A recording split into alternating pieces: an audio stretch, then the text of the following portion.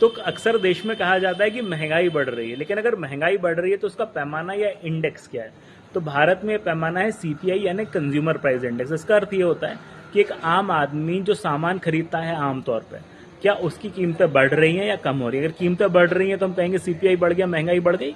अगर कीमतें कम हो गई तो हम कहेंगे महंगाई कम हो चुकी है।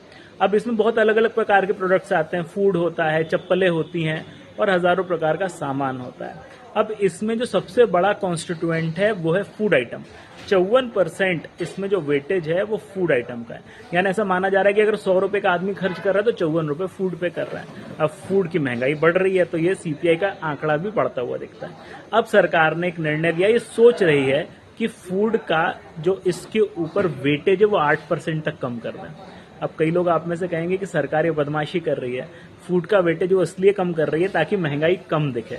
लेकिन अल्टरनेट सरकार का पर्सपेक्टिव ये है कि पुराने जमाने में जब ये आंकड़े बनाए गए थे तब लोगों का स्पेंडिंग पैटर्न ऐसा था कि आधे से ज्यादा पैसा हम फूड पे खर्च करते थे। लेकिन क्योंकि अब लोगों की तनख्वाहें या डिस्पोजेबल इनकम बढ़ चुकी हैं तो फूड पे रिलेटिवली हम कम खर्च कर रहे हैं। तो महंगाई में सबसे ज्यादा जो कॉन्स्टिट्यूएंट है फूड, उसको 8% तक नीचे करने की बात चल रही है। आई नो थोड़ा टेक्निकल है, लेकिन अब नई चीज तो देश में यही चल रही है।